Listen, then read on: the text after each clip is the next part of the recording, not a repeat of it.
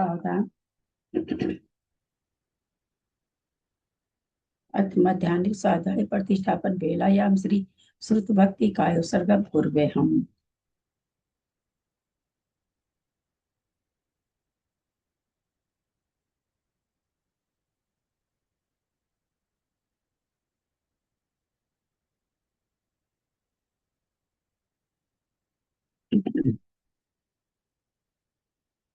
कोटिशतं द्वादश कोट्यो लक्षाणि श्रुति तदकानि चैव 50 सहस्र संख्या एतच्छ्रुतं पंचपदं नमामि अर्हन्तभासि अर्थं घनर्देवीं गन्धियं समं प्रणमामि भक्तिजुतोस्तुनं वहिं शेषाइच्छं भक्ति सुधभक्ति कौस्तगो कौस्तस्वं गवं पैन पाउडै पर्यं सत्परमान पूज्या चुलिया चे सुतते थुई धम्मकाहं निचकालम अचेमि पूजेमि वन्दामि नमस्सामि दुख कहो कम कहो महिलाओ सुगई गमनम समाहि मरणम जिनगुण संपत्ति हो मच्छम।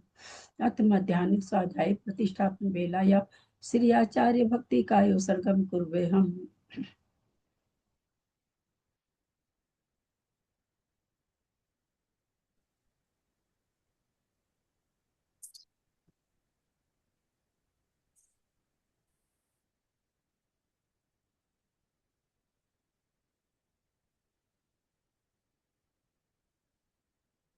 जल्दी पारगेभ्य स्वपरमत विभावना पटुमतिभ्य सुचरितपोनिधिभ्यो नमो गुरुभ्य गुण गुरुभ्य 36 गुण संबंधे पंचभ्याचार करण संतरी से सीसानुग्रह कुशले धम्मारी ये सदा वंदे गुरु भक्ति संजमे नय तरंती संसार सायरम पुरम छेनंती अटकमम जमन मरण न पावंती ये नित्यं व्रत मंत्र होम निरता ध्यान अग्निहोत्राकुला सटकर्मा विरतास्तपो धंधना साधु क्रिया साधव शील प्रवर्णा गुण प्रहणाश्चंद्रार्कते ज्योतिका मोक्ष द्वार कपाट पाटन भटा प्रीडन्तु मां साधव गुरुः पान्तु नो नित्यं ज्ञान दर्शन नायकः चारित्रानो गंभीरा मोक्ष मार्गोपदेशका इच्छामि भक्ति आर्य भक्ति का सगो कौतसलंगो वं सम्मान समदंसन संचारि चित्तानं पंचभ्याचारणं आर्यानम आयरादि सुदनानो वदेश्यानम वज्जायनम तीरेन गुणपाल ज्ञान सबसावनम निचकालम अच्छेमि पूजेमि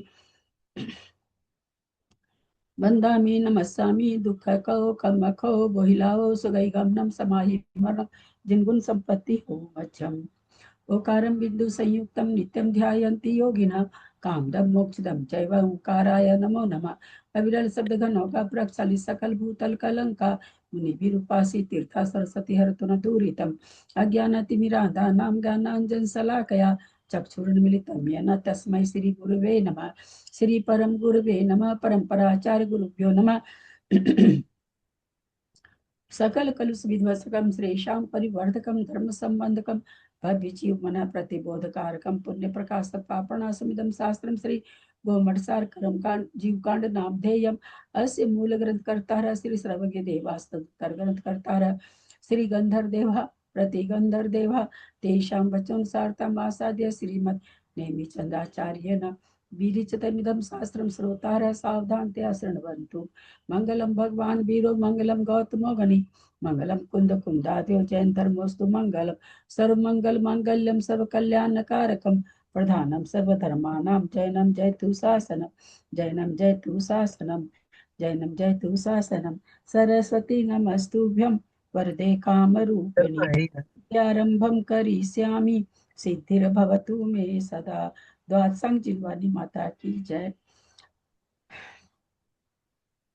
परम मांगली ग्रंथ गोमठ सार जी जीव कांड जी की जय। आचार्य भगवान श्री नेमीचंद आचार्य की जय। पंडित प्रवर श्री रत्नचंद्र मुक्तार जी की जय। अढ़ाई दीप पे विराजमान सभी आचार्य उपाध्याय सर्व साधु के चरणों में नमोस्तु नमोस्तु नमोस्तु। सभी यारिका माता जी के चरणों में ग्रुप में विराजमान रत्नमती माता जी के चरणों में वंदामी वंदामी वंदामी। सभी प्रतिमाधारी के चरणों में वंदना। पूज्य बाबू जी और भी जो पूज्य जन हो सबका सादर चरण स्पर्श सभी से सादर जय जी। हम लोग परम मांगलिक ग्रंथ को मठसार जीव कांत जी का स्वाध्याय कर रहे हैं, जिसको आचार्य भगवान हेमीचंद आचार्य ने प्राकृत भाषा में गाथा रूप में लिखा है और इस पर पंडित प्रवर रत्नचंद्र मुक्तार जी की टीका है, उससे हमारा स्वाध्याय चल रहा है। कर्मकांड जी में आचार्य भगवंत ने जीवस्य पर्वनवचम, जीव की परिरूपणाओं को कहूंगा, जो कि 20 प्रकार की हैं। गुणस्थान, जीव समास, पर्याप्ति, परान संज्ञा, और उसके बाद 14 मार्गना, गति, इंद्रिय, काय, योग, वेद, कषाय, संत्यप, योग, कषाय, ज्ञान, दर्शन, संयम, दस्या, भव्यत्व, सम्यक्त, संज्ञा, आहार, और 20वीं परिरूपणा उपयोग है। सर्वप्रथम आचार्य में 14 गुना स्थान में होने वाले दर्शन मोहनीय कर्म की अपेक्षा होने वाले भावों को बताया। जहां तक मोहनीय कर्म, वहां तक मोहनीय कर्म से, और फिर आगे बाकी के कर्मों से भावों को बताया। उसके बाद पहली परूपना गुना स्थान परूपना चली। अब दूसरी परूपना जीव समास स्वरूपना चल रही है, जिसमें आचार्य ने बहुत सारी चीजों को जीव समास कहते कि किसे हैं। जीव समास कम से कम 14, 19, 57, 98, 406, इस तरह से विकल्प करते करते आचार्य हमें, और बीच में फिर एक गाथा के द्वारा आचार्य में 19 जीव समास को भी अलग अलग बताया कि एक प्रकार का जीव समास हो तो क्या होगा, दो प्रकार का क्या होगा। तो माने एक जीव समास में सारे अनंत अनंत जीव समाहित हो जाएंगे। दो भेद ऐसे होंगे जिसमें सारे जीव समाहित हो जाएंगे। 3 में भी सारे हो जाएंगे, 4 में भी सारे जीव, अनंत अनंत जीव, एक इंद्र से लेकर के पंचेंद्र तक के सभी जीव उसमें समाहित हो जाएंगे। इस तरह के 3 भेद, इस तरह के 4 भेद कि सारे अनंत अनंत जीव उसमें समाहित हो जाते हैं। 5 भेद बताया, उसमें भी सारे जीव समाहित हो गए। 6 भेद बताया, 7 भेद, 8, 9, 10, 11, 12, 13, 14, 15, 16, 17, 18, 19, इस तरह से आचार्य में 19 भेद तक ले जाकर के प्रत्येक भेद में अनंत अनंत जीव सभी समाहित थे। कोई भी बीच का संख्या बोले, हम 5 बोले, 11 बोले, 13 बोले, इस तरह से में जीवों का भेद बताया गया है कि सारे जीव आ जाते हैं। ये बहुत बड़ी उपलब्धि हमें इसमें पढ़ने को मिली। उसके बाद उसके संख्या स्थान समास होते कैसे हैं, तो उत्पत्ति के कारणभूत होने से समास की आचार्य बताए कि उत्पत्ति के कारणभूत होने से जीव समास बनते हैं। आचार्य ने कहा मैं 4 तरह से जीव समास का वर्णन करूंगा। स्थान, योनि, अवगाहना और कुलकोटि। स्थान से जो कि हमारे किस तरह से स्थान बने, 406 समास बन गए, ये स्थान के द्वारा परिरूपणा थी। योनि से हमें बताया गया, सर्वप्रथम 3 प्रकार की योनि बताई गई, उसमें से कौन सा जीव उत्पन्न होता है अथवा कौन सी योनि से कौन सी योनि बांझ योनि होती है, इसका बताए। फिर आकार योनि बताए, आकार नहीं, फिर गुण योनि बताए जो कि 9 प्रकार की तत्वार सूत्र में है। उसी योनि का विस्तार करके फिर 84 लाख योनि बनती है। किस योनि का जन्म का स्वामी कौन सा है, ये बताए।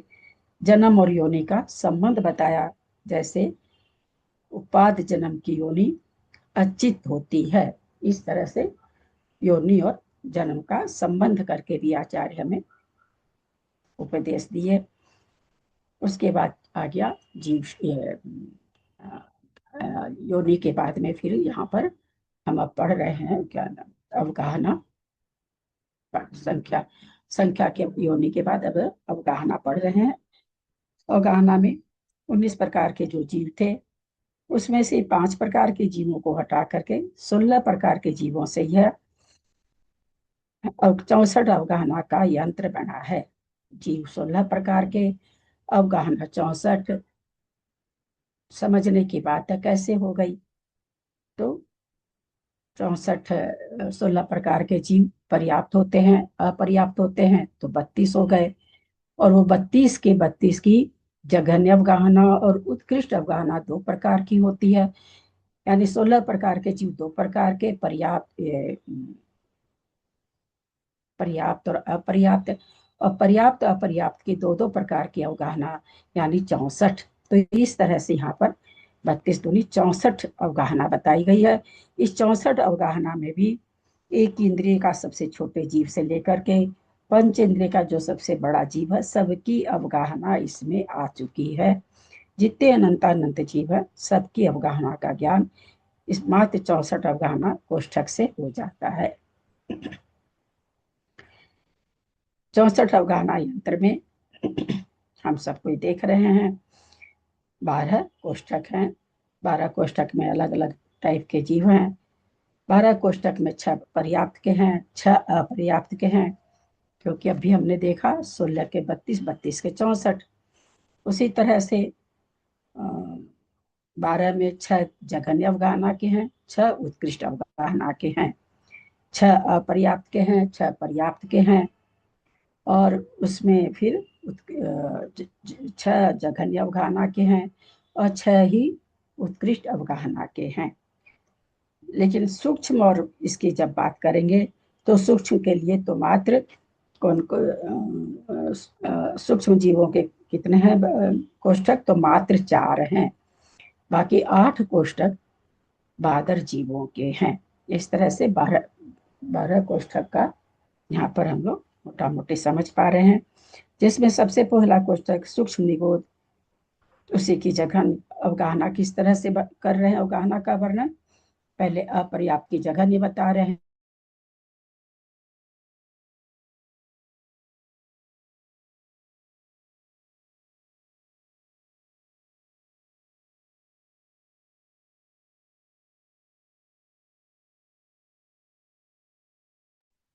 चाची जी आवाज नहीं आ रहा आपका।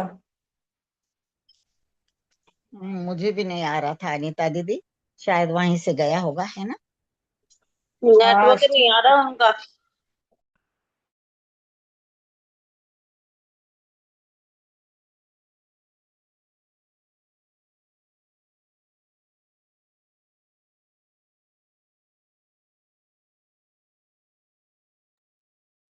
सभी को नहीं आ रही है ना आवाज दीदी की? किसी को नहीं आ रही है, हमें भी नहीं आ रही है। हाँ, नहीं मुझे आ लग रही, रही किसी है। को भी नहीं आ रही। आ जाएगी, आ जाएगी।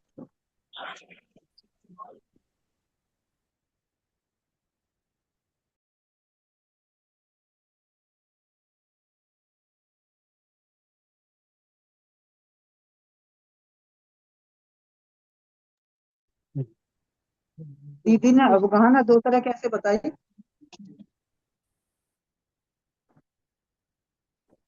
इतना जघन्य उत्कर्ष 2 प्रकार से।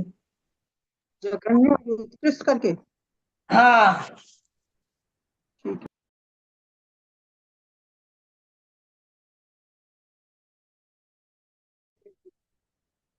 वंदा में माता जी, वंदा में सभी बड़ों से सादर प्रणाम, सभी से जय जिंदगी।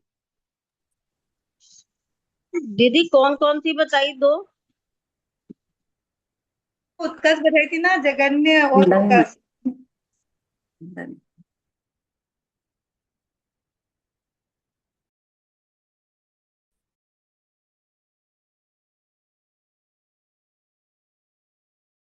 लाइट चले गई होगी शायद दीदी की, है ना।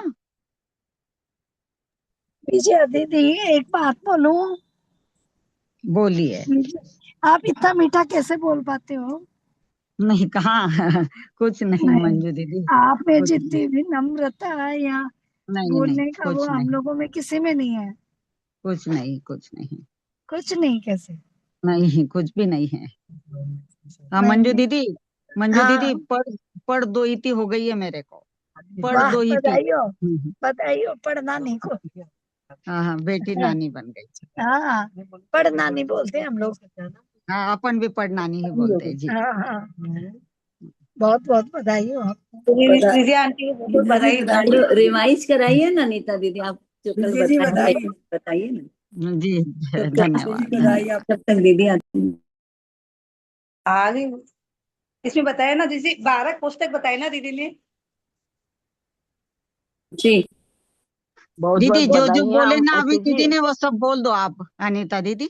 आप बोल देंगे तो अच्छा रहेगा, जो दीदी ने बताया अभी, है ना। कोई भी एक जन, कोई भी बोलिए। उसने तो बहुत सारा चीज बताया, उतना याद नहीं है मुझे। मैं तो इस वो जो लिख के भेजी था पन्ना, उससे बता देती हूँ। 12 कोष्ठक के नाम बता दीजिए। 6 अपर्याप्त के, 6 पर्याप्त के। इसमें 4 तो जगह उसमें सूक्ष्म जीवों के है, वो 8 बादल जीवों के है, 12 है ना कुल। उल्टा बोल रही हो। 8 8 नहीं, सूक्ष्म है। चार बात नहीं, के चार ही तो सूक्ष्म की। वो 1 2 3 4 ही तो है। ओ वैसे सूक्ष्म, हाँ मैं दीदी केंद्र आ में गई है, मुझे दीदी आ गई है, दीदी आ गई है। एक बार दीदी आ गई है सब कोई। लाइट चली गई थी, सॉरी। हाँ मुझे भी लगा लाइट ही गई होगी दीदी। प्रणाम दीदी, मुझे लगा ही था। क्या क्या बोल रही थी मैं, याद ही नहीं। क्या बोल रही थी, क्या बोल रही थी? कोटे का बताया था हाँ, सूक्ष्म जीव के हाँ, 4 कोटे हैं, बाह्य जीव के 8 कोटे हैं, ऐसा आप बता रहे थे। अच्छा। हाँ, तो यहाँ पर हमारे सामने 12 कोठे में 4 कोठे तो सूक्ष्म जीव के हैं और 8 कोठे बादर जीव के हैं। बादर के ज्यादा क्यों हो गए? क्योंकि सूक्ष्म भेद केवल एक इंद्रिय में है, बाकी 2 इंद्रिय 3 इंद्रिय 4 इंद्रिय वगैरह क्या होते हैं, बादर होते हैं। तो इस कारण से बादर के कोठे ज्यादा हो गए, कोष्ठक ज्यादा हो गए और एक इंद्रिय के आधे रहे। तो यह हम यहाँ पर जब कोष्ठक देखते हैं तो जो गाथा में आया था, पहले नंबर की गाथा में, कि शुरू के जो 11 जीव हैं सूक्ष्म और बादर वाले, पहले कोष्ठक में 5, दूसरे में 6, उनको आचार्य वहां पर कह रहे थे कि अवगाहना किस तरह से बढ़ेगी उसके लिए आप श्रेणी बना लो। श्रेणी का मतलब सीढ़ी होता, पर वहां पर सबको ही हम लोग उपसम श्रेणी और छपक श्रेणी नहीं समझे। श्रेणी का सामान्य सा अर्थ होता है ऊपर ऊपर बढ़ो या नीचे नीचे बढ़ो, एक सीधी लाइन में बढ़ते जाओ। श्रेणी का मतलब मुख्यतः श्रेणी इसी को कहेंगे, या तो ऊपर बढ़ो श्रेणी रूप से बढ़ जाओ या श्रेणी से उतरते हुए आ जाओ। तो बस उसमें भी श्रेणी आती है। तो यहाँ पर उन्होंने 11 जीवों की श्रेणी बनाने कही। तो सबसे पहले 1 नंबर के कोष्ठक की श्रेणी बनी। 1 नंबर कोष्ठक अपर्याप्त जघन्य था, फिर 4 नंबर में पर्याप्त जघन्य हो गया उसी का।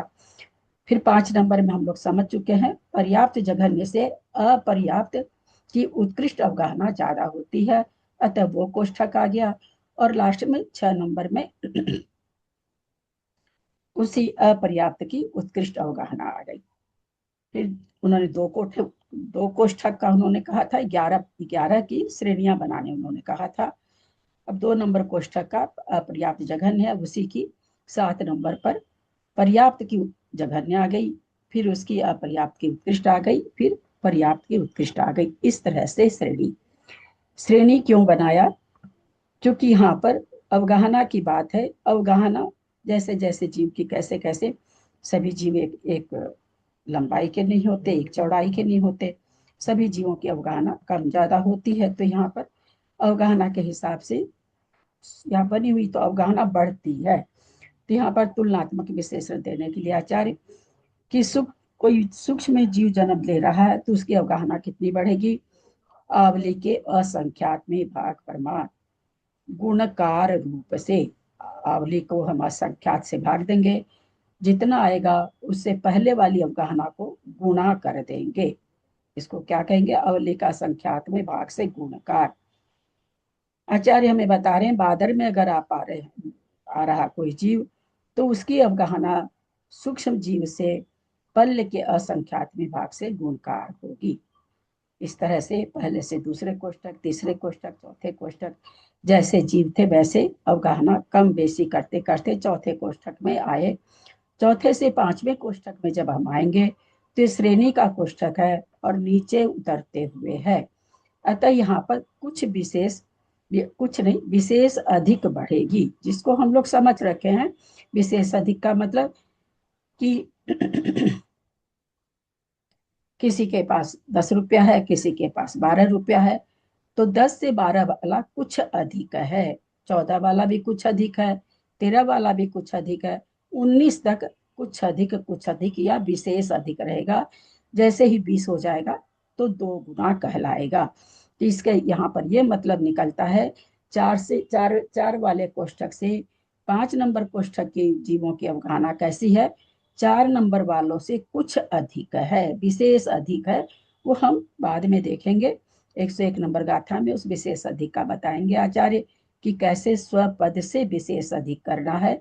हवा में नहीं करना है कि कुछ भी जोड़ दिया, ऐसा नहीं है, स्वपद से करना। स्वपद थोड़ा जैसे मान लीजिए कि मेरे पास 12 रुपये हैं, उस 12 रुपये से 1/4 अधिक करना है, इसको होगा स्वपद से अधिक होना, यानी जितना मेरे पास है उसके हिसाब से अधिक करना। मेरे पास 21 रुपया है, उसका तीसरा हिस्सा 7 हो जाएगा। तो ये स्वपद यानी जितना उस जीव के पास, जैसे सूक्ष्म निगोदिया 17 नंबर है, उसके पास जितनी बड़ी अवगाहना है वो उसका स्वपद हुआ। स्वपद में फिर वो वहां पर बताएंगे कितने का भाग दे करके जो आएगा उसको जोड़ना है, उसी अवगाहना में उसको जोड़ना। तो भाग किस में देंगे? सूक्ष्म निगोदिया जीव के जो अपनी अवगाहना होगी, जिससे जिसको अधिक कर रहे हैं उसमें से जो आएगा उतना जोड़ना। स्वपद वो गाथा में ही स्वपद आने वाला है। तो यहाँ 4 से 5 नंबर में आ रहे हैं, तो कुछ विशेष अधिक, 6 में आए विशेष अधिक। अब 6 से 6 में लास्ट की अवगाहना 31 नंबर है। अब पहला कोष्ठक पूरा हो चुका, दूसरा कोष्ठक चालू हो रहा है। लेकिन क्योंकि 31 से 32 नंबर में अगर कोई सूक्ष्म पृथ्वी का एक बन रहा और कोई बादल वायु का एक बन रहा, तो वहां 0 से तो नहीं शुरू होगा भाई, फिर उसकी अवगाहना कितनी होगी? तो उसकी अवगाहना के लिए आचार्य कहते हैं कि फिर आप सूक्ष्म पृथ्वी का एक में पल्ले का असंख्यात में भाग से गुण का, वहां जितनी अवगाहना आ रही है उसको पल्ले के असंख्यात में भाग से गुणकार कर दो। पल्ले का असंख्यात वहां पर क्यों कर रहे हैं? क्योंकि बादर में जा रहे हैं, और गुणकार इसलिए कर रहे हैं कि ऊपर जा रहे हैं। उसी से श्रेणी में फिर नीचे आएंगे तो सब में विशेष अधिक करके आते जाएंगे। सप्रतिष्ठित प्रत्येक जो 49 नंबर की अवगाहना है, उससे जब हम 50 में जाएंगे तो यहाँ पर फिर चूंकि अब तो ये जो जीव आ रहे हैं 2 इंद्रिय 3 इंद्रिया आदि वगैरह, अप्रतिष्ठित प्रत्येक तो बादर है ही है, ये सारे जीव बादर हैं। तो पल्ले का संख्यात महाभाग सब में गुणनफल होते होते पंचेंद्रिय की जघन्य अवगाहना पर्याप्त की 54 नंबर, उससे तीन इंद्रिय की अपर्याप्त की वो भी पल्ले के असंख्यात। चूंकि ये सब बादर हैं तो यहाँ आवली का असंख्यात भाग आएगा ही नहीं। सब पल्ले के असंख्यात में भाग करते करते करते 12वें कोष्ठक में आ जाएंगे। वहां पर भी पंचेंद्रिय की 59 नंबर की अवगाहना को पल्ले के असंख्यात में भाग से मल्टीप्लाई करेंगे, और उसके बाद भी करते रहेंगे। लास्ट में पंचेंद्रिय की 64 नंबर की अवगाहना जो आ जाएगी। तो सबसे छोटी अवगाहना सूक्ष्म निगोदिया जीव की, सबसे उत्कृष्ट अवगाहना पंचेंद्रिय पर्याप्त उत्कृष्ट की सबसे इस कोष्ठक में निकल करके आ रही है। अब थोड़ा सा बताएं आप लोग, जो 64 अवगाहना यंत्र है इसमें गुणित क्रम से कितनी अवगाहना है? गुणित क्रम से पूरे 64 अवगाहना में गुणित क्रम से कितनी अवगाहना है? आराम से काउंट करके मैं बताइए। बताऊं बेबी आराम 42। से आराम, वो आपने देख के बताया, गिन के बताया क्या है? नहीं दे, नहीं मैंने तो पढ़ के बताए थे, पढ़ा हुआ था 42 और तो हमको ये रटा हुआ उत्तर ना हम देते हैं 42, नहीं हमको नहीं बता। नहीं नहीं, ऊपर की जितनी है ना सब 42 है। उत्तर, ऊपर की जो हाँ ऊपर में उत्तर, जितनी जो, हाँ हाँ 42 है। ऊपर की सब 42 है। तो हाँ ऊपर में तो सूक्ष्म निगोदिया जीव, वो तो सूक्ष्म निगोदिया जीव थे, सूक्ष्म नहीं निगोदिया जीव। हाँ बोलिए। नहीं नहीं, जो ऊपर की जितनी आई है वो 42 करके आई है, जो गुणाकार है, गुणकार में है और लोग बताएं, ऐसा। नोट करें आप अपने को।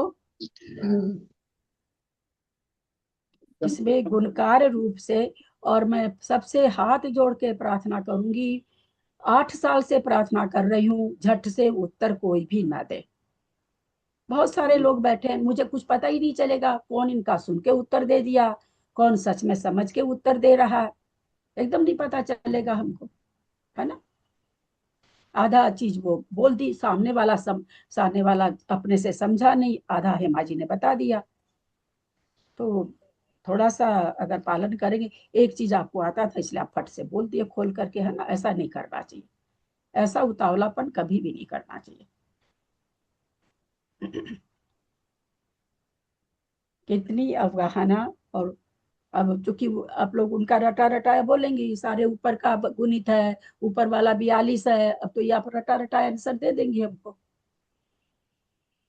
क्योंकि उन्होंने सारा विश्लेषण भी कर दिया। कैसे 1 मिनट में सारी मेहनत पर पानी फेरते हैं आप लोग? दीदी मेरे हिसाब से तो 38 है, क्योंकि पहला वाला कोष्टक के तो सारे सूक्ष्म के हैं और उसके बाद में बादर वाले हैं। अच्छा, सूक्ष्म का आपने ये पूछा ना पल्योपम का असंख्यातवां भाग, मेरी बहन आप लोग अलग से कैसे सुन लेते हो? और मुझे यही सुनाई दिया कि क्योंकि आप पल्ले दिमाग का। में बैठा रखे हो।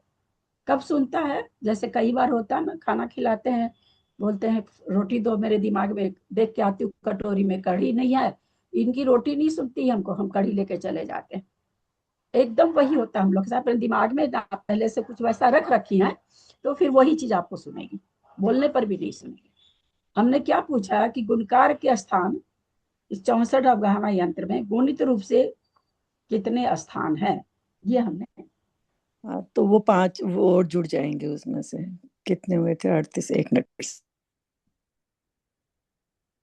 चलिए, तो यहाँ पर ऊपर के जितने 42 स्थान सब गुणकार रूप में हैं, नीचे के जितने स्थान हैं 5 5 10 16 और 6 22, तो 22 स्थान कैसे हैं? विशेष अधिक वाले हैं। यद्यपि नीचे से ऊपर जा रहे हैं तो गुणकार हो रहा, लेकिन वो ऊपर ऊपर का ही है। नीचे से ऊपर जाते समय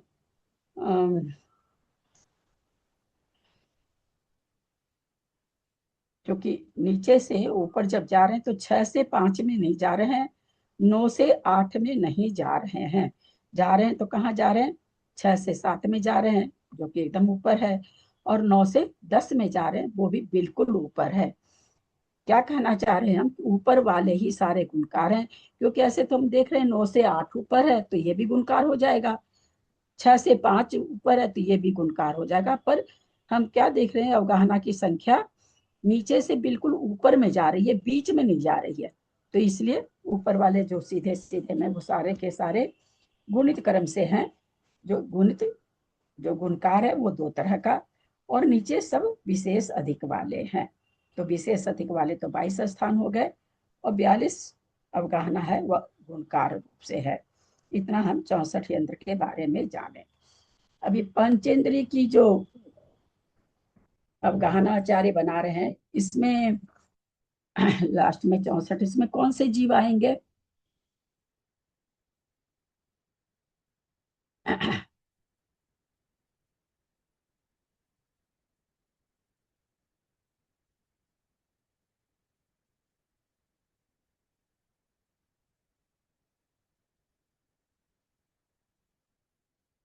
पंचेंद्रिय 10 नंबर का कोठा, 10 ही है ना? हाँ, नहीं 10, हाँ 10 ही तो है। 10 नंबर के कोठे में पर्याप्त जघन, और 12 नंबर के कोठे में पर्याप्त उत्कृष्ट। इसमें कौन से जीव आ जाएंगे? पर्याप्त जघन्य से लेकर के पर्याप्त उत्कृष्ट में पंचेंद्रिय का पर्याप्त जघन्य सब कोई देख पा रहे होंगे कोठे में, कोष्ठक में 54 नंबर। तो मेरा ये पूछना है, यहाँ पर्याप्त जघन्य से लेकर के पर्याप्त उत्कृष्ट, इसमें कौन से जीव आएंगे? कौन कौन से गति के जीव आएंगे?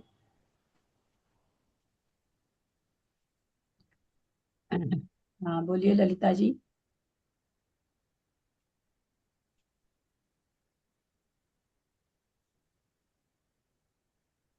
नहीं खुल रहा आपका।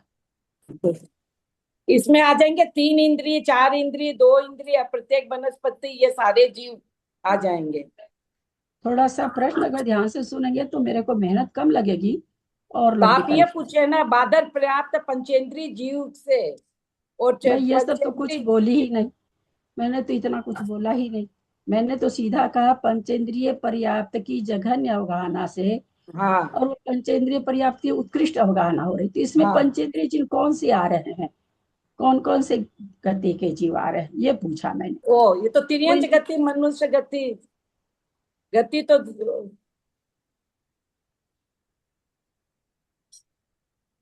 बोलिए। तिर्यंच गति, मनुष्य गति, दोनों के ही जीव आ जाएंगे ना। दोनों के जीव आ जाएंगे। और कोई बोले? जी मैं बोलूं, शायद गलत माता हो जी से गया। बाद में, माता जी थारा से बाद में पूछूंगी, तो सही उत्तर दे दोगा या गलत उत्तर दोगा तो सब गलत और सही हो जाए, क्योंकि माता जी सही लगा, इसलिए क्षमा करोगा माता जी। हाँ, कविता जी बोलिए। इसमें चारों गति के जीव हो जाएंगे, देव भी। बस बस उतना ही, सब उतना, 4 गति में 4 ही होते हैं। हाँ। उषा जी बोलिए। चारों गति के जीव आएंगे। चारों गति के, और कोई बोलना चाहते हैं? त्रिशला जी बोलिए। अभी चारों गति के जीव ही आएंगे। अबीना जी बोलिए। चारों ही गति के जीव आएंगे। ये प्रजातंत्र हो रहा है। अनीता बोलो, 3 गति के बोलो। चारों गति के। चारों गति के, क्योंकि ये सामान्य से हम लोगों ने क्या देखा था, वहां पर जहाँ 19 भेद थे वहां से 3 हटाए गए थे, तो हम लोगों ने समझा था भाई सारे पंचेंद्रिय बोल के आ गए पंचेंद्रिय में, तो पंचेंद्रिय चारों गति में होते हैं। अब यहाँ से लेके 54 से जघन्य अवगाहना चालू हुई, तो ये 54 नंबर में पंचेंद्रिय की पर्याप्त की जो जघन्य अवगाहना निकली है, उससे कम कौन से पंचेंद्रिय जीव की अवगाहना होगी? ध्यान से सुनिएगा, प्रश्न उपयोग इधर रखिएगा, उल्टा पुल्टा नहीं सुनिएगा। माता जी अगर आप दें तो आप दीजिए भले। पंचेंद्रिय की जघन्य अवगाहना 54 नंबर पर है। पंचेंद्रिय, इससे कौन सा जीव इससे कम अवगाहना वाला होगा? कौन से नंबर वाला? इससे कम अवगाहना वाला कौन सा पंचेंद्रिय जीव होगा? दीदी ये तो उत्कृष्ट अवगाहना है ना, पंचेंद्रिय की 54 नंबर, 64 नंबर। अच्छा ठीक, 54 नंबर ये रहा।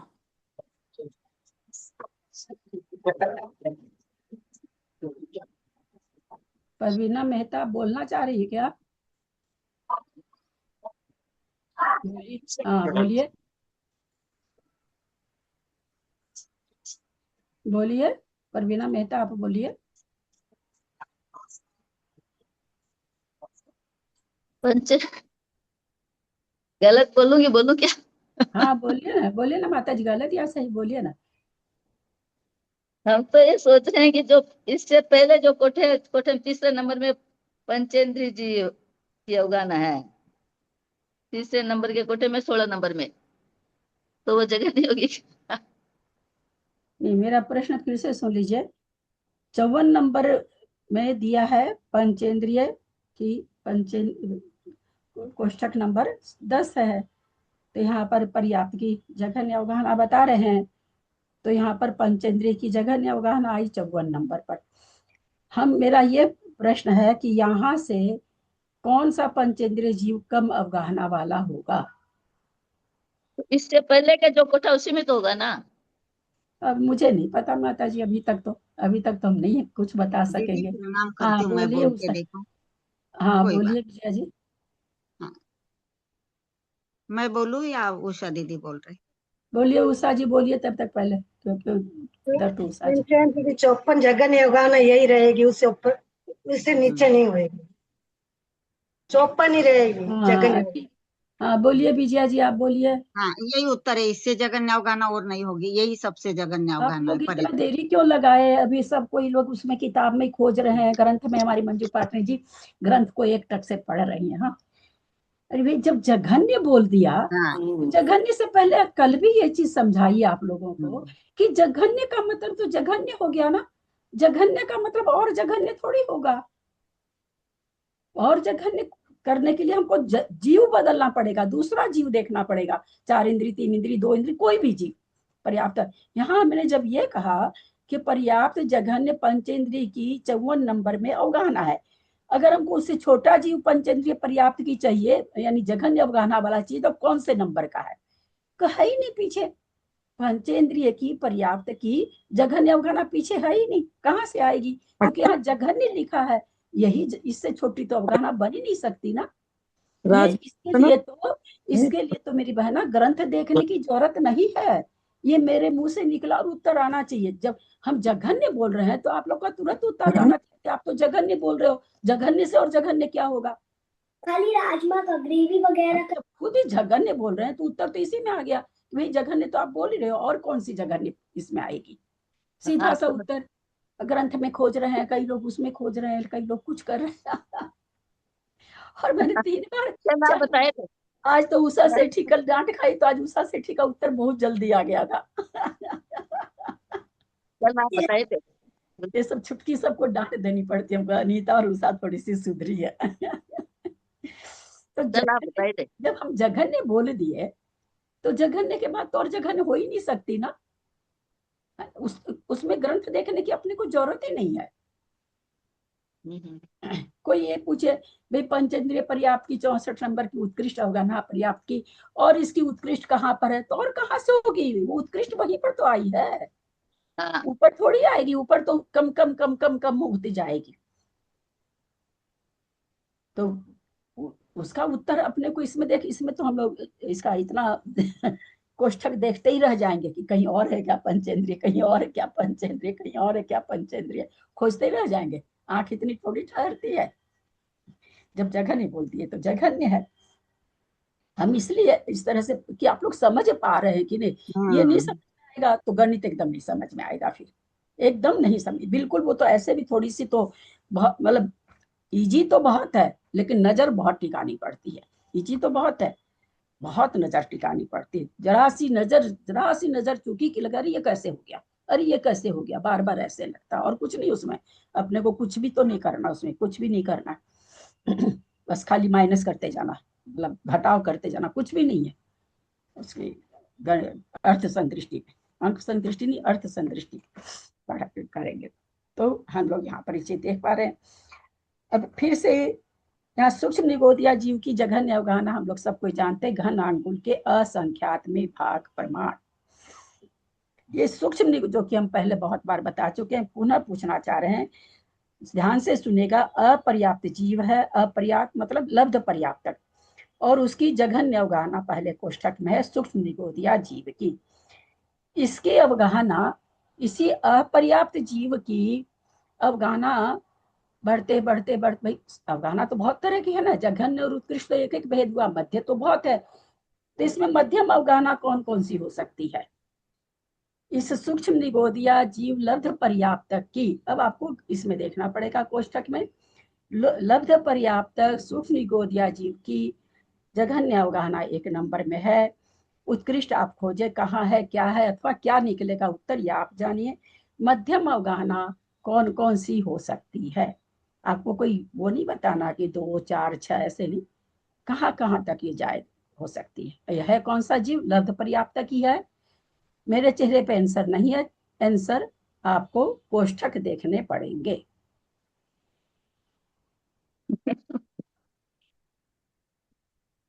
दीदी अपर्याप्त की तो बतानी है ना। एक मिनट कविता जी, कोष्ठक देख के आपको नंबर बताने पड़ेंगे कि भाई इसकी 2 नंबर हो सकती है, इसकी 3, ऐसे बताना आप। हम कोई अपने पास अवगाहना का वो तो है नहीं कि हम बोले 2 बढ़ेगा 4 बढ़ेगा, है ना, ऐसा नहीं बोलते। ऐसे ऐसे करते करते करते ये मध्यम अवगाहना इसमें कितनी आ रही है, वहां जो आएगा अपने अवगाहना यंत्र पढ़ेंगे, वहां क्या आएगा वो अलग चीज है, संदृष्टि पढ़ेंगे तब। तो यहाँ फिर से मैं एक बार दोहरा दूं प्रश्न। सूक्ष्म निगोदिया जीव की घनांगुल के असंख्यात में भाव जघन्य अवगाहना लब्ध पर्याप्त है, उसकी जघन्य अवगाहना। तो मेरा यह प्रश्न है, इस सूक्ष्म निगोदिया लब्ध पर्याप्त जीव की मध्यम अवगाहना इस यंत्र के हिसाब से कौन कौन सी है?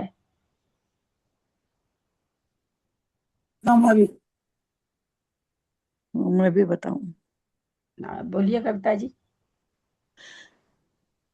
दीदी ये जहां तक उत्कृष्ट जो है और ना, ये सब उत्तर नहीं, सारी मैंने पहले संख्या। कह दिया संख्या बोली नहीं, बंद करिए, आप बंद करिए। बोलो निशा जी बोलिए। दीदी सूक्ष्म तो आपने बताई ना पहला, और फिर उसके बाद छठे कोठे में 19 नंबर की उत्कृष्ट है, और उसके बीच में ये तो बादल है, उसके बीच में मैं पुनः बंद करिए। मैं पुनः आप लोगों को कहना चाहूंगी कि आप लोगों को कैसे बोलना है। जैसे सूक्ष्म निगोदिया जीव की जघन्य अवगाहना दे रखे हैं, कौन सा जीव है, अपर्याप्त है, लब्ध पर्याप्त है, ये आपको ध्यान रखना है, पहली बात। दूसरी बात, 1 मिनट निशा जी, 1 मिनट, आपको सबसे पहले पूछे ना, अब मेरे को सबको समझाने दीजिए ना। जो गलतियां आप करे, जो गलतियां कविता करी, वही गलतियां तीसरा आदमी भी करेगा ना, समय खराब होता है ना। हम आपको फिर से बोल रखे, जीव मत बोलिए, लेकिन संख्या बोलिए, अवगाहना की संख्या सब बोलिए कि मध्यम अवगाहना की संख्या इसमें कौन कौन सी उस जीव की हो सकती है। उसके बीच में क्या होगा वो नहीं कर, यहाँ यहाँ हमारे पास जो चार्ट है उससे कौन कौन सी अवगाहना उस जीव की पाई जा सकती है। जैसे भाई 2 नंबर पाई जा सकती है, 3 नंबर पाई जा सकती है, इस तरह से आप लोगों को बताना है। बोलिए त्रिशला जी। हाँ, मध्यम अवगाहना 2 पाई जाएंगी, चौथे नंबर कोठे में, 5वें नंबर कोठे में, 17 नंबर में और 18 नंबर में। और उत्कृष्ट है 6ठे नंबर कोठे में 19। और मैं क्या पूछी त्रिशला जी, 5 बार प्रश्न। 1 मिनट त्रिशला जी, अभी निशा जी को मना किया, कविता जी को मना किया, और फिर से मैंने प्रश्न कहा, प्रश्न का उत्तर किस वे में देना ये भी बता दिया। बता दिया मध्यम कोटि में। क्या बोल रहे हैं ये सब, पता नहीं चल रहा क्या क्या बोल रहे हैं, तो समझ ही नहीं मध्यम पा कोटि में, चौथे और 5वें कोटि में 17 और मेरे को 18 नहीं चाहिए आप चौथा पांचवा। साला मैं संख्या बोल रही हूँ, 15 मिनट से एक ही चीज पूछी जा रही हूँ, और हम कितने आलसी कि खाली कोठा बोलेंगे। बोलिए उषा जी, बंद करिए आप अपने को। 2 से 17 नंबर तक की मध्यम होगी। हाँ, 2 से 17 नंबर तक की मध्यम होगी। 2 से 17 तक की मध्यम होगी। अच्छा चलो अनीता बोलो। 2 से जितनी 17 नंबर तक बस आएगी। बस मैं म्यूट कर लीजिए, म्यूट सबको एक बार बोल के। मैं आप लोगों के जैसे उपयोग में नहीं रहती, मेरे को सुनता। अपर्याप्त जगन्य की पूछी आपने, सूक्ष्म निगोदी, तो अपर्याप्त कस की आई होगी 2, 3, 4, 5, 6, 7, 8, 9, 10, 11, 12, 13, 14, 15, 16, 17 तक 17 मध्यम तक। अवगाहना। 18 क्यों नहीं होगी? क्योंकि वो उत्कर्ष हो जाएगी ना, वो उत्कृष्ट हो जाएगी। यानी ये सूक्ष्म निगोदिया जीव जो है उत्कृष्ट अवगाहना कहाँ तक उसकी बढ़ जाएगी? अपर्याप्त की अवगाहना। क्यों ये हम पूछना चाह रहे हैं? भाव भाषणा कराने के लिए कि देखो वो जीव लब्ध पर्याप्त कितना बड़ा हो रहा है, कितनी अवगाहना टप गया। अब ये सामान्य से बोल दिए चौथा कोठा में, सामान्य से बोल दीजिए 17 नंबर, ऐसे तो कहाँ भाव भाषणा हुई। इतनी बोली तो भाव भाषणा हुई कि वो जीव कितना बढ़ रहा है। 3 नंबर में गया, 4 में गया, 5 में गया, 6 में गया, 7 में गया, 8 में गया, 9 में गया, 10 में गया, 11 में गया। और इसमें क्या है, पल्ले का संख्यात्मक भाग भी बढ़ रहा है, खाली आवली का नहीं बढ़ रहा। ये सारी भाव भाषणा हुई। और इसको जब हम और किसी से बोला जाए तो और सारे जीवों का नाम लेते हुए बोले, इससे भी ये वाली भी उसको पाई जाएगी, सूक्ष्म वायु वाली भी पाई जाएगी, सूक्ष्म तेज काई भी पाई जाएगी, सूक्ष्म अपकाई भी पाई जाएगी, सूक्ष्म पृथ्वी काई भी पाई जाएगी, बादर वायु काई भी पाई जाएगी, बादर तेज काई, ऐसे बोला और बढ़िया भाव भाषणा होगी। ये थोड़ी भाव भाषणा हुई, पहला कोठा, 8वां कोठा, 7वां कोठा, 6ठा कोठा, बाप रे बाप। 2 घंटा तक लगातार गला फाड़ते हैं। अभी 2 मिनट बताना नहीं, 1 मिनट का जवाब आप लोग 2 सेकंड में देते हैं सबके, और जवाब देने के बाद समझाया सबको कि ऐसे बोलना है। चलिए, तो इस तरह से हम लोग यहाँ क्या भाव भाषणा करें। ये हो गई कि हम समझे। निगोदिया जीव जो कि सबसे छोटा जीव है, ये कौन सा जीव है, कैसा जीव है, या कैसे कैसे कैसी कैसी पर्याय से क्या है इसके साथ, और क्या विशेषण लगा हुआ है इस सूक्ष्म निगोदिया जीव के साथ, और क्या क्या विशेषण लगा हुआ है? वनस्पति काई। कहाँ से वनस्पति काई कर? कविता जी आपका ध्यान है ना अभी चौके में ज्यादा है, इसलिए आप बहुत उल्टा पुल्टा बोलते हो। अब बोलो अनीता। सूक्ष्म निगोदिया जी अपर्याप्त वो जगन्य है, 2 विशेषण दिए गए। इसकी क्या क्या विशेषता है जगन्य अवगाहना के लिए? अच्छा, विशेषता इसमें आगे का संख्यात्मक भाग होता है, नहीं ये पुरुष अंगुल का संख्यात्मक भाग, ये इसकी विशेषता हुई क्या? एक नहीं, मिनट, वो तो एक मिनट सुनो, 1 मिनट सुनो, 1 मिनट सुनो। इसका नाम अनीता है, ये विशेषता हुई कि अनीता गौरी है, ये विशेषता हुई? नहीं विशेषता पूछ रहे हैं इस जीव की। हाँ हाँ हाँ, हाँ माता जी, यह 3 समयवर्ती है, ऋजु गति से जाता है। वही तो कौन सा जीव है ये? सूक्ष्म लब्ध प्राकृतिक जीव है जो ऋजु गति से जन्म ले रहा है। ये विशेषता है कि सूक्ष्म निगोदिया है, अपर्याप्त। ये सारी विशेषण इसके जीव के विशेषण यहाँ क्या क्या है? सूक्ष्म निगोदिया जीव है, लब्ध पर्याप्तक है, और उसकी जघन्य अवगाहना कहाँ बन रही है, तो जो ऋजु गति से, ये सारे विशेषण हो गए। भैया कौन बनेगा जो पहली बात की ऋजु गति से जन्म लेगा?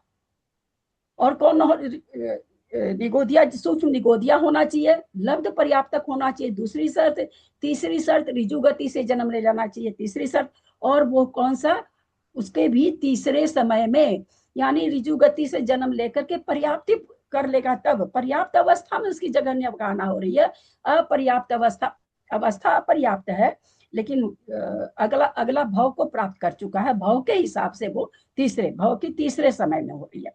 तो ये इसकी विशेषता हुई, ये विशेषता हुई ना। अपर्याप्त अपन बोलेंगे तो उसमें वो ऋजु गति का वो 3 समय बताना होगा क्या फिर? वो तो पर्याप्त में आ जाएगा। अपर्याप्त वाला एक समय से भी जन्मता है, 2 समय से ऋजु गति विग्रह गति तो लब्ध पर्याप्तक की नहीं ना है, वो तो विग्रह गति है, वो तो जाकर के दूसरी जगह जन्म लेगा, भव वहां चालू होगा, वो भव शुरू करने का समय है। तो कोई अगला भाव 1 समय में शुरू कर लेता है, कोई अगला भाव 2 समय में शुरू करता है, कोई अगला भाव 3 समय में शुरू करता है। तो इसलिए जो ऋजु गति से लेती है सब इसकी विशेषता हुई कि भाई ऐसा कौन सा जीव है, मतलब जो एक तो लब्ध पर्याप्तक हो, सूक्ष्म हो, निगोदिया हो और ऋजु गति से जन्मने वाला हो।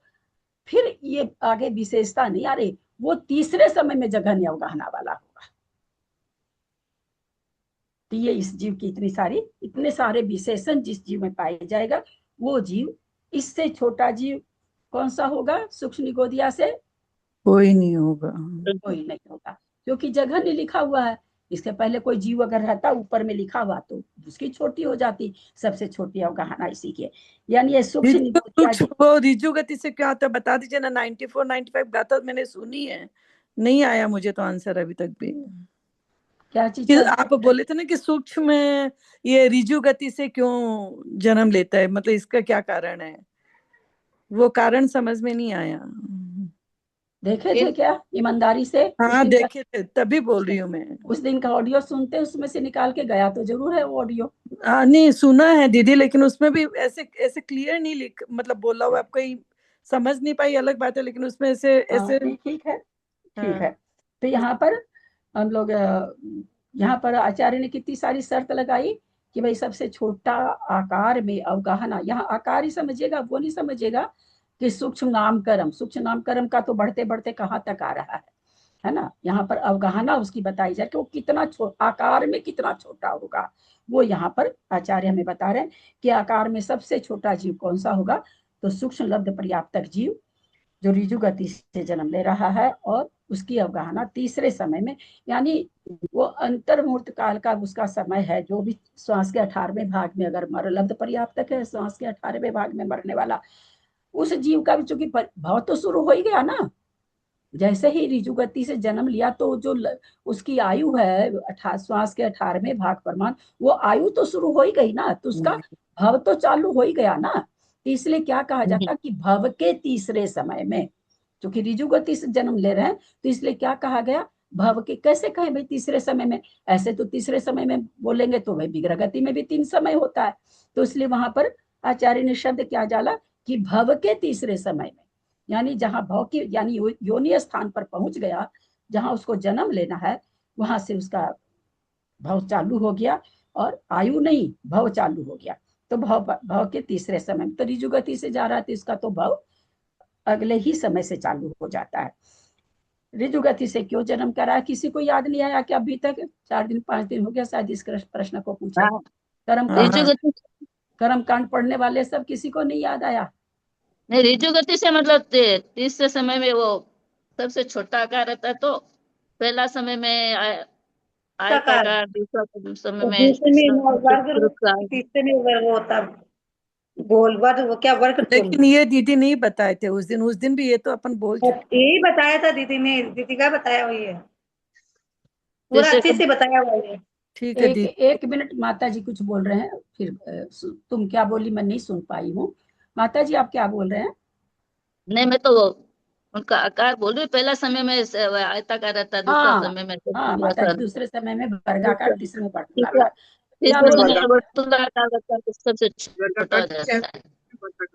अनीता तुम क्या बोल रही हो? तीसरा समय दिए, वही मैंने बोला था, वो बोला नहीं, दीदी ने बताया नहीं, मैंने कहा दीदी ने बताया क्लास में ये पूरा सूक्ष्म निगोदिया जी का 3 समय। हाँ क्यों रिजु गति से जन्म लेना समय ये वो हाँ, हाँ, तीन रिद्धि समय गति से वो जन्म लेने वाला 3 समय बताए थे दीदी ने पूरा, कि पहले नहीं में कौन सा आकार है, दूसरे में कौन सा, तीसरे में कौन सा आकार होगा। कि नहीं पहले वो समय में आयताकार होता है तो उसमें पूरा घनफल बनता है, लंबाई अरे इंटू चौड़ाई। वो तो अनीता दीदी ने वो बोला नहीं पूछ 94 रही है नंबर वो। गाथा में। हाँ हम आप लोगों से पूछे थे ना, रिजु गति से क्यों जन्म करा रहे हैं, विग्रह गति से क्यों नहीं करा रहे हैं। रिजु गति विग्रह गति तो ये था। समझती हो ना। रिजु गति एक समय वाली होती है, विग्रह गति 2 समय, 3 समय, 4 समय वाली होती है। तो मेरा प्रश्न ये था कि विग्रह गति से क्यों नहीं करा रहे हैं जीव को पैदा। आयु तो चालू हो गई, मरते के साथ ही जन्म, नया जन्म चालू हुआ, आयु चालू हो गई, हाँ, फिर वो क्यों नहीं। उसका आपने आंसर नहीं दिया था, बताया नहीं था। हाँ हाँ, बताई नहीं थी, बताई नहीं थी, आप लोग को खोज के लाने बोली थी। तो चलिए, छोटा आकार हो इसलिए जाता तो। सबसे पहले जन्म में चाहे विग्रह गति से कोई जीव जा रहा हो, चाहे रिजु गति से जा रहा हो, ध्यान रखिएगा, अब आगे कभी नहीं बताएंगे, जिनको लिखना हो लिख लो। जीव चाहे रिजु गति से जा रहा हो, चाहे विग्रह गति से जा रहा हो, उपपाद योग एक समय का होता है। जीव चाहे विग्रह गति से जाता हो, चाहे रिजु गति से जाता हो, उपपाद योग एक समय का होता है। ये आंसर तक है, ये तो मुझे आता था। अभी नहीं, और कहाँ से आंसर आ गया। वो आंसर वाह नहीं, वही वाह तो। कविता जी, बहुत अब बहुत तो फास्ट हो यार। अब ना ज्यादा फास्ट हो और ज्यादा ज्ञानवान हो, ये आंसर हो गया। अभी तो हम जन्म समझा रहे हैं, अच्छा, योग समझा रहे हैं, अभी तो मैंने जन्म समझाया ही नहीं। हम तो अभी योग में वापस कर्म कांड में ले जा रहे हैं आप लोग को, और आपका उत्तर आ गया। बोलिए अब आप आगे उत्तर बनाइए, फंसेंगे आप ही लोग। उत्तर बताइए, क्यों जन्म ले रहा है, क्यों विग्रह गति नहीं घटाया। दीदी लाइन वापस बोले। हाँ नहीं आ रहा दीदी, आप ही बोलिए ठीक से। हाँ, ये नहीं नहीं, उल्टा फुल्टा समझने से। अब अरे बाकी सब उल्टा ही म्यूट पुल्टा कर बोलो लेंगे तो प्लीज। सही, आपके बाकी दिमाग में लोग क्या। सब म्यूट कर लेंगे दीदी। बहुत लोगों की आवाज आती है ना, तो आपकी आवाज समझ में नहीं आती दीदी बस दीदी। इतना सा याद है कि उत्पाद योग तो एक समय का ही होता है, उसके बाद एकांतानुवृद्धि हो जाती है, तो फिर इससे ज्ञान योग। फर्क क्या पड़ा, हमको हाँ, यह उससे बोलिए। हाँ वही। इससे थोड़ी फर्क पड़ गया आपका, जो आप बोले कि हाँ हाँ हाँ हाँ, आ गया आ गया आ गया, और आ भी गया तो बोलने के बाद क्यों आया। उसके नहीं, बाद ये तो ये तीन चीज तो समझ, योग वाली चीज तो सब दिमाग में आ रखी है, मतलब जब से आप बोल रहे हैं, ढूंढी हुई या सोची हूँ तो। लेकिन फिर भी ये समझ में नहीं कि रिजु गति से वो क्यों हो रहा है, मतलब ये अभी भी समझ में तो नहीं है। हम लोगों ने क्या समझा कि रिजु गति से जाए चाहे विग्रह गति से जाए, पहले समय में उपाद योग होता है। अब रिजु गति वाला तो रिजु गति में जन्म ले लिया, क्योंकि उसको तो विग्रह गति हो नहीं रही कि 1 समय 2 समय 3 समय। अब उपपाद योग के बाद में सीधे कौन सा योग घटता है, एकांतानुवृद्धि। ये कब तक घटता है, जब तक जन्म नहीं ले ली। ये कब तक घटता, सुनिए ना कविता जी, ये सिद्धांत है ना, यहाँ वो सब शब्द नहीं चलते हैं, आप लोग को बहुत बार समझा चुकी। दीदी को पूरा शब्द बोल लेने दिया जन्म लेना करिए ना, आप लोग बीच में बोल देते हैं, समझ में नहीं आता। बाकी म्यूट कर लेंगे ना प्लीज, बाकी सब म्यूट कर लेंगे ना प्लीज। ये एकांतानुवृद्धि योग का मतलब क्या होता है और कब तक चलता है, ये कब से शुरू होके कब तक चलता है। दीदी मैं बोल, मैं बताऊं। मैं पूछती हूँ, मैं सबसे पूछूंगी, जितने लोगों का हैंड आएंगे सबसे, क्योंकि उत्तर सही आ जाए बहुत कम संभावना रहती है। अच्छा है, आ जाए। बोलिए त्रिशला जी। वो ना पहले समय के बाद में और प्राप्ति पूर्ण होने तक होता है। एकांत वर्ग प्राप्ति पूर्ण होने तक योग होता है। तो एक समय के उपपाद योग के बाद में अब वो कौन से विग्रह गति से मान ली उसको ले जा रहे हैं। एकांतानुवृद्धि का मतलब क्या होता है, एकांतानुवृद्धि योग का मतलब क्या होता है। बोलिए कविता जी, आपको तो सब चीज याद आ गया था उतना उपपाद बोलते ही। मैं लिख रही हूँ दीदी, मेरे को अभी नहीं बोलूंगी मैं, मेरे को हाँ तो बोलो, और मैं लिखती हूँ ताकि वो जिंदगी में वापस कभी नहीं बोलूं। जब याद रह जाएगा ना कि अरे ऐसे बोले थे तो दीदी टोकी थी, तब ना याद रहेगा। और देखना हमारी अनीता कितनी ठीक हो गई है। बस एक दिन जाए, खूब जाए जोर से ही दही खूब। बोलो अनीता, एकांतानुवृद्धि का मतलब क्या होता है यार, शब्द का अर्थ बताते हैं हम तो, जो कि कोई नहीं बताना चाहता। एक एक शब्द को तोड़ तोड़ के एकांत अर्थ मतलब बताते हैं। अनु मतलब पीछे, एकांत मतलब अकेला, अनु मतलब पीछे वृद्धि होना, शब्द का अर्थ ऐसे निकलेगा। हाँ थोड़ा सा ठीक है, इतना भी बोल दी तो बात है। एकांत से वृद्धि होना, यानी कोई ये नहीं कहे कि नहीं वृद्धि होती भी होगी, वृद्धि नहीं भी होती होगी, स्यादवाद नहीं है ना। स्यादवाद में क्या होता है, ऐसा भी हो सकता है, ऐसा भी हो सकता है। यहाँ स्यादवाद नहीं, एकांत से वृद्धि ही वृद्धि होगी। अब किसी जीव को विग्रह गति से भेजे, पहले समय में उपाद योग हो गया, माता जी सुनेंगे, पहले समय में उपाद योग हो गया। अब आप तो कह रहे हो जो 3 मोड़े से जाएगा वो जीव सबसे छोटा करना चाहिए। अब वो दूसरे समय में क्या हो जाएगा, अगर मान लीजिए अभी वो 1 मिलीमीटर का है तो दूसरे समय में 2 मिलीमीटर का होगा, तीसरे समय में 4 मिलीमीटर का होगा, 5वें समय में 6 मिलीमीटर का होगा। कि एकांत से वृद्धि, एकांतानुवृद्धि का मतलब एकांत से उसमें बीच में रुकावट है ही नहीं, तो वो तो 3 समय में उसकी तो वृद्धि हो गई ना अवगाहना की, और चौथे समय में जन्म रहा है, तो चौथे समय में तो उसकी 4 बार वृद्धि हो गई, तो जघन्य कैसे बनेगी। जो जीव वहां पर आ चुका उसको हम थोड़ी कि 4 की वृद्धि वाली को ठोक ठाक के छोटी करेंगे। समझ।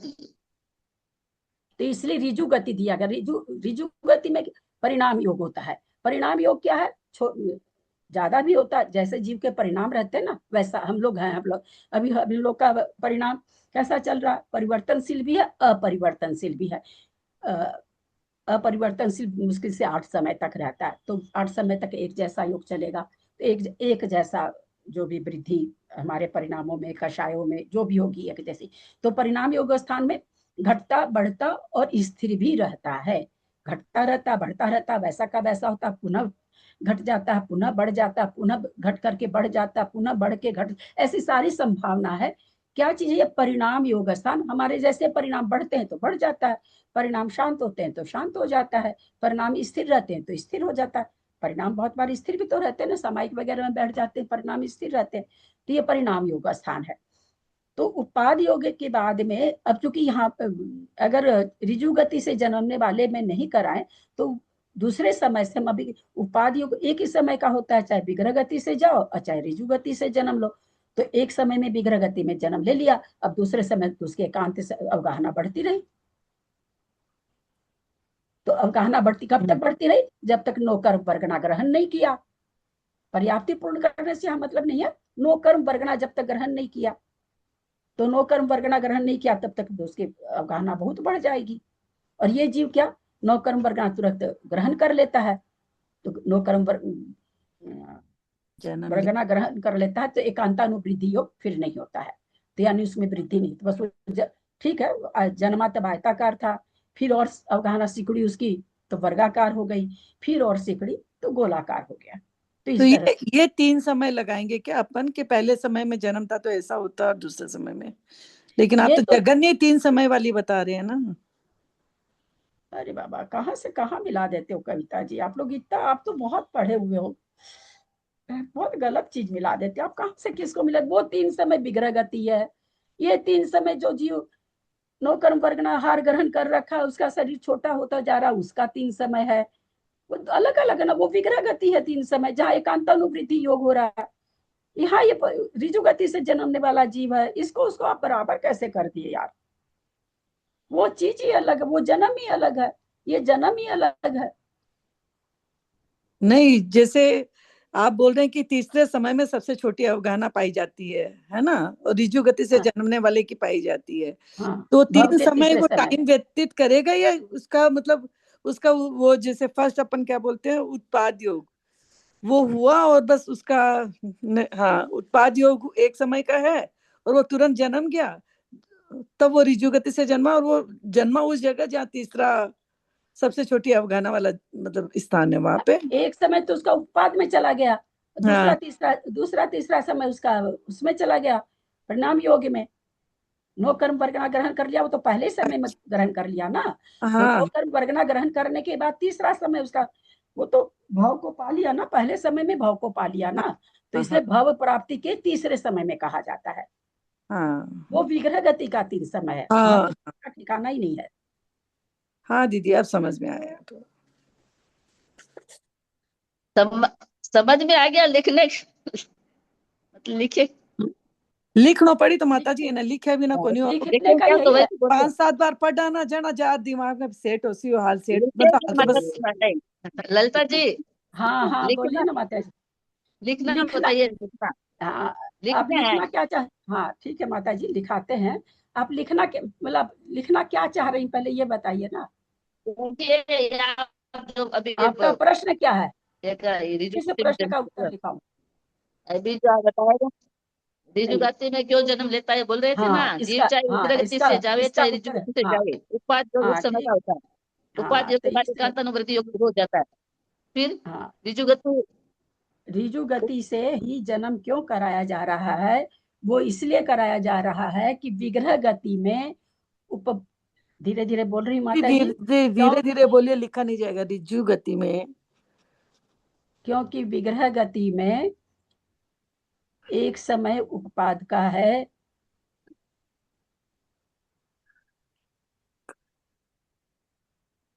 उसके बाद समय एक समय उपपाद योग का है,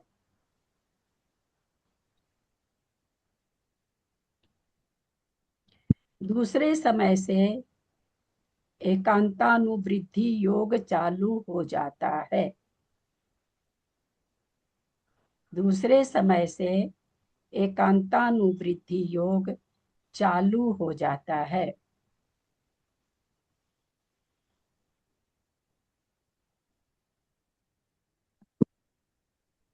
इसका मतलब यह है कि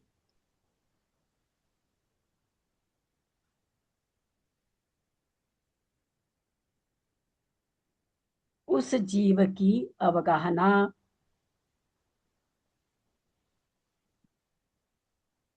उस जीव की अवगाहना एकांत से, ब्रैकेट में लिख दीजिएगा,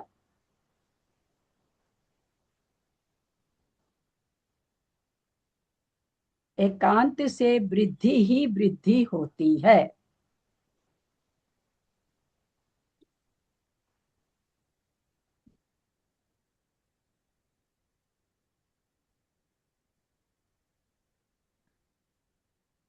हाँ दीदी हो गया। विग्रह गति से जन्म लेने वाला जीव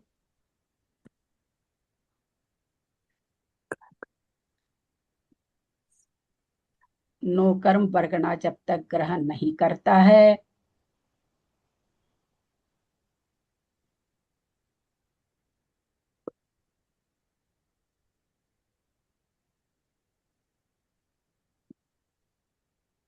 तब तक उसकी अवगाहना में वृद्धि ही वृद्धि होती है। वृद्धि ज्यादा ज्यादा, मैंने पहले समय, उत्तरोत्तर समय में वृद्धि ज्यादा ज्यादा होती है। जैसे पहले समय में मान लीजिए 1 सेंटीमीटर बढ़ा, तो दूसरे समय में 2 सेंटीमीटर, तीसरे समय में 3 सेंटीमीटर, उत्तरोत्तर ज्यादा ज्यादा।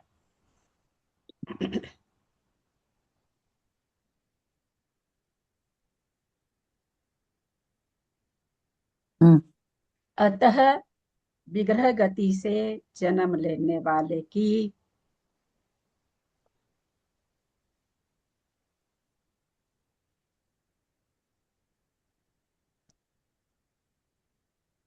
जघन्य अवगाहना नहीं बन पाती।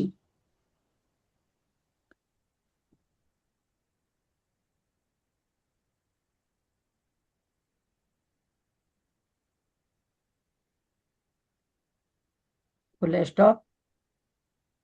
इस कारण अवगाहना यंत्र में, या अवगाहना कथन में कर दीजिए, यंत्र से क्या लेना, अवगाहना कथन में सबसे छोटी अवगाहना, या जघन, छोटी की जगह जघन, सबसे जघन्य अवगाहना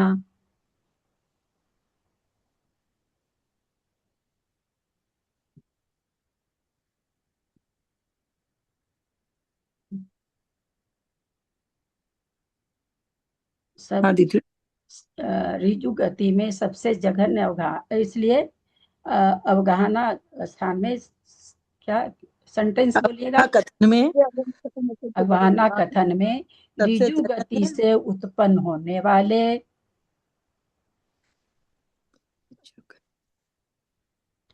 ऋजु गति से उत्पन्न होने वाले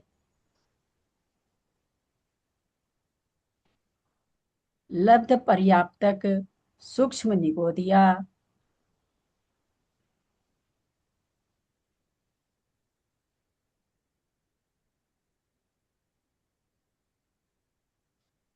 लब्ध पर्याप्तक सूक्ष्म निगोदिया की भाव के तीसरे समय में कही गई है। लास्ट में क्या बोले आप? लास्ट में क्या बोले? भाव के तीसरे समय में कही गई है या बताई गई है, कह लिख दीजिए, ज्यादा अच्छा रहेगा। आचार्य हमें बता रहे हैं क्या? अच्छा, दीदी इसमें एक सेंटेंस वो भी लिखा देते हैं ना कि इसके एकांतानुवृद्धि योग नहीं हो रहे, मतलब सीधा उत्पाद योग के बाद इसके सीधा परिणाम योग हो रहा है, ऐसा लिख ले क्या उसमें?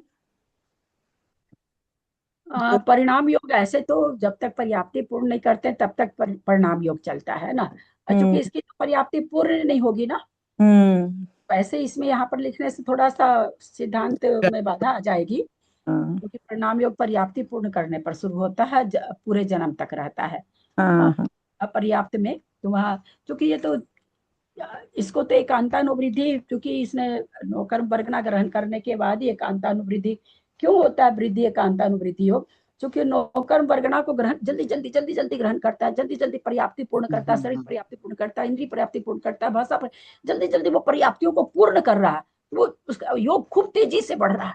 अभी उसने वर्गना ग्रहण की, अब वो शरीर बना रहा, अब वो इंद्रियां बना रहा, तो उसके क्या आत्मा के परदेशों में बहुत चंचलता पाई जाती है। तो इसलिए वहां पर एकांत से वृद्धि वृद्धि वृद्धि हो रही। यहाँ तो इंद्रियां है ही नहीं, एक इंद्रिय वो भी इसको मिल, शरीर की पर्याप्ति पूर्ण होनी ही नहीं है, तो इसलिए यहाँ पर वैसे लिखने में थोड़ा सा ये हो जाएगा। यहाँ पर इतना ही सिद्धांत, इसमें तो इतना भी नहीं बताया आचार्य ने, तो बहुत ही शॉर्ट में बता तो रखा है, सब शॉर्ट में बता रखा है। तो दीदी फिर इनके एकांतानुवृद्धि होती नहीं है क्या? जैसे प्रथम समय में उत्पाद योग, फिर एकांतानुवृद्धि होके परिणाम योग होता है या सीधा ही परिणाम? इनका वैसे जब हम चलेंगे कि भाई आयु बंध का क्या है क्या, तब फिर वहां पर घटाया जाता है कि भाई उसकी भी 3 अवस्था होने के बाद में जब एक त्रिभागी बचता है तो परिणाम योग होता है, फिर उसके बीच में वो फिर बहुत लंबा चौड़ा कथन है। ऋजु गति से जन्मने वाला नौकर्म वर्गना को तुरंत ग्रहण कर लेता है, और इसके परिणाम योगी एकांतानुवृद्धि इसलिए होगी कि पर्याप्ति नहीं पूर्ण कर रहा है ना, इसलिए यहाँ पर एकांतानुवृद्धि नहीं है। बाकी जो पर्याप्ति पूर्ण करने के लिए उसके आत्मा के प्रदेशों में चंचलता बढ़ती है, यहाँ इसकी पर्याप्ति पूर्ण होनी नहीं है, नो कर्म वर्गना को तुरंत ग्रहण कर लिया, तो पर्याप्ति अगर पूर्ण करता तो इसके भी एकांतानुवृत्ति घटता, लेकिन पर्याप्ति पूर्ण नहीं कर रहा है, तो इसलिए यहाँ पर ऐसे, जबकि योग तीनों पाए जाएंगे, किसी भी जीव को योग तीनों पाए जाते, कोई भी जीव हो, ऋजु गति से हो, विग्रह गति से हो, तीनों पाए जाते, पर इसके खास करके सूक्ष्म निगोदिया या पर्याप्त जीवों का कथन थोड़ा सा हटके बन जाता है, यहाँ समझने के लिए कि भाई क्यों नहीं वृद्धि रूप परिणाम, क्यों वृद्धि रूप योग क्यों नहीं पाया जा रहा है, क्योंकि ये कोई चीज क्या चीज करूं, किस लिए है तो फोटो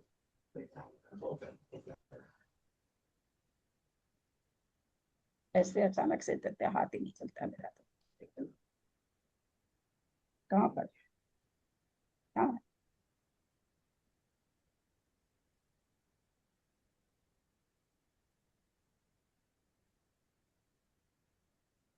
एक बार बताइए। ऐसा प्रतीत होता है कि यहाँ पर ऋजु गति से जन्मने वाले के वृद्धि रूप नहीं घटाना चाह रहे होंगे, कुछ ऐसा, तो ऐसा बहुत खुलासा पढ़ने को कहीं नहीं मिला है, परंतु यहाँ पर गति दोनों हो सकती, विग्रह गति भी हो सकती, ऋजु गति भी हो सकती जीव की, तो यहाँ पर जिसकी जगह ने अवगाहना पाई जा रही है वो ऋजु गति से जन्म लेने वाला है, इसको इसी प्रकार से और इतना ही समझ के रहें। अभी एक बात बताइए, जैसे अगर ऋजु गति से जीव पैदा हुआ, पहले समय में तो उसको उत्पाद योग हुआ, लेकिन उसके बाद जो छोटे होने में दूसरा तीसरा समय हुआ, तो उसे तो हम एकांतानुवृत्ति मानेंगे ना, क्योंकि उसके बाद फिर जब वो उम्र बांधेगा तो उम्र बदल लगेगी, तो परिणाम योग मान लें। मतलब मैं साधारण सी बात पूछ रही हूँ क्या चीज आप बोले, हम समझे नहीं। पहले समय मैं कह रही हूँ जैसे 30 पहले समय तो उपाधि हो गया, फिर किसको? जो ऋजु गति से पैदा हुआ, हाँ ठीक है है। ना, तो दूसरे तीसरे समय में तो एकांतानुप्रति योग माना जाएगा। नहीं नहीं नहीं माना जाएगा ना, क्योंकि वो वहां पर क्या लिख दे कि भाव के प्रथम समय से, है ना। तो वो आप लोग को अभी वही कहना कि इसे लब्ध पर्याप्तक जीव को आप जो वहां पर अपने आता है कि एकांतानुवृद्धि परिणाम योग बाद में होता है, उपाधि योग सबसे पहले होता है, एक समय का होता है ऐसे।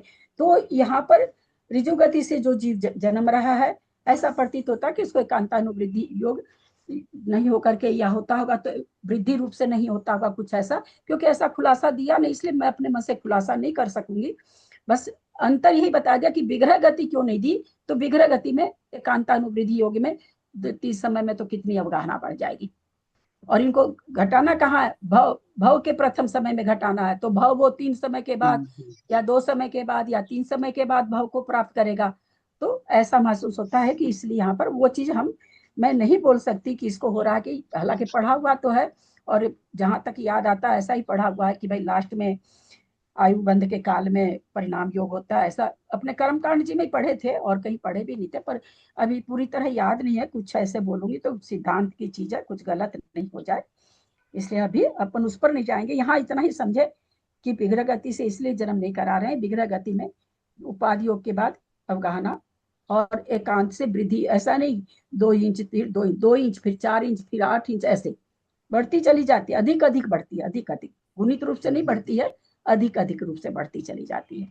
तो इस कारण से यहाँ पर उस अवगाहना को नहीं घटाया गया है। पहले ही समय में वो जो जन्म लिया है विग्रह गति वाला, पहले समय में जन्म लिया मान लीजिए 1 सेंटीमीटर का, और उपाधि योग हो गया, अब एकांतानुवृद्धि में उसकी क्या होगी, 2 सेंटीमीटर हुआ, फिर 3 सेंटीमीटर हुआ। ये जो जन्म लिया एक ऋजु गति से, तो ऋजु गति से जन्म लेने वाला का पर्याप्ति पूर्ण करने वाली ऐसी कोई बात नहीं होती होगी, इसके योगों में ज्यादा चंचलता नहीं आती है, और छोटा ही होता चला जाता है, ऐसा प्रतीत हो रहा है, क्योंकि आयताकार से वर्गाकार हो रहा है, वर्गाकार से गोलाकार हो रहा है। अब बाकी ये जो चीजें हैं कि कैसे हो रहा, क्या हो रहा, ये तो भाई केवल ज्ञान का विषय है, बहुत छोटा जीव है, अपन इसको आजमा के भी नहीं देख सकते कि चलो घर में आजमा के देख लें, किसी जीव को पकड़ के देख लें, ऐसा भी नहीं हो सकता। तो जितना लिखा है उतना हम आप लोग को बता दिए। बाकी तर्कना कभी आएगी, कहीं पढ़ने को मिलेगा तो, और होता है इनमें भी, कैसे होता क्या भी मुझे पूरा ध्यान नहीं आ रहा। तो हम लोग आज 2 बज गए, हम क्लास यही समाप्त करेंगे। यहाँ पर हम लोगों ने देख लिया कि 12 कोठे, 12 कोठे में 6 पर्याप्त के, 6 अपर्याप्त के हैं, 6 जघन्य के हैं, 6 उत्कृष्ट जघन्य मतलब जघन्य अवगाहना के हैं, 6 उत्कृष्ट अवगाहना के हैं, 6 पर्याप्त जीव के हैं, 6 लब्ध पर्याप्तक जीव के हैं। अब वो लब्ध पर्याप्तक जीव त्रस जीव के बारे में भी है, यानी त्रस जीवों की भी अपर्याप्त की यहाँ पर अवगाहना बताई गई है। अवगाहना यंत्र में ऊपर के जितने कोष्ठक हैं सब गुणकार रूप से आएंगे, अवगाहना गुणकार रूप से आएगी। सूक्ष्म में आएगा तो आवली का संख्यात्मक भाग, बादर में कोई जीव आ रहा है तो पल्ले का संख्यात्मक भाग, श्रेणी में नीचे की अगर कोई जीव आ रहा है तो विशेष अधिक, ऐसे करके उसकी अवगाहना बढ़ रही है। इतना आज हम लोग जाने हैं। 4 तो इसमें एक इंद्रिय का सूक्ष्म के कोष्ठक है और 8 कोष्ठक बादर के हैं। और वैसे देखा जाए तो एक इंद्रिय के 8 कोष्ठक हैं, 4 कोष्ठक त्रस जीव के हैं। इस तरह से कोष्ठक के बारे में हम लोग इतना जाने। ऊपर के सारे कोष्ठक गुणकार रूप से हैं, तो हम ये भी जाने कि 42 कोष्ठक की अवगाहना कैसे बढ़ रही है, गुणकार रूप से। वो गुणकार कितना है, आवली का संख्यात भाग और पल्ले का संख्यात्मक भाग। बाकी जो 4 कोष्ठक है वो विशेष अधिक से बढ़ रहे हैं। तो ये हम लोग 6 इसकी जो 5-6 विशेषता थी उसको आज हम लोग जाने हैं। कोई प्रश्न तो कर सकते हैं, नहीं तो दीदी प्रणाम। मेरा एक प्रश्न था दीदी, ये सूक्ष्म निगोरिया जीव में पर्याप्तक और अपर्याप्तक 2 लगा रहे हैं ना, तो अपर्याप्तक तो समझ में आ रहा है, सूक्ष्म निगोरिया अपर्याप्तक, पर्याप्तक की क्या आएगा मतलब परिभाषा? पर्याप्त की उसकी जितनी अवगाहना उतनी अवगाहना प्राप्त कर रहा है। एक इंद्रिय है, एक इंद्रिय की अवगाहना करते हैं। एक इंद्रिय की पर्याप्ति कितनी हो उतनी पर्याप्ति पूर्ण करेगा। 6 पर्याप्ति में से 4 पर्याप्ति होती है शायद इसकी, आयु, श्वासोश्वास, एक इंद्रिय और शरीर, तो 4 पर्याप्ति पूर्ण कर रहा है। वहां एक भी पर्याप्ति पूर्ण नहीं होगी। जो पर्याप्त होंगे वो चारों पर्याप्ति पूर्ण करेंगे। वो पर्याप्त वाला एक भी पर्याप्त, शरीर पर्याप्ति भी पूर्ण नहीं करेगा वो, क्योंकि दो मत है धवला जी में। धवला जी में वीरसेन आचार्य ही दो तरह की। यार मेरी आवाज आ रही होगी ना उषा जी, तो मैं बोल रही हूँ तब तो यार चुप रहो ना। धवला जी में वीरसेन आचार्य खुद ही दो तरह की मीमांसा कर दिए। एक गाथा दे दिए कि शरीर पर्याप्ति होने से पूर्ण माना जाएगा जी। एक जगह दे दिए जिसके जितनी पर्याप्ति 4, 5, 6 तीन ही तरह की पर्याप्ति होती है, 4, 5, 6। तो जिसकी जितनी पर्याप्ति है उतनी पर्याप्ति पूर्ण करने पर पर्याप्ति पर्याप्त माना जाएगा।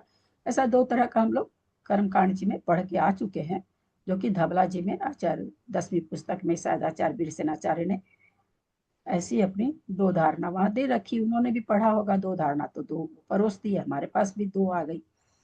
तो वास्तव में ऐसा क्यों लिखा गया कि शरीर जिसने शरीर पर्याप्ति पूर्ण की है वो आगे की पर्याप्ति अवश्य पूर्ण करता है।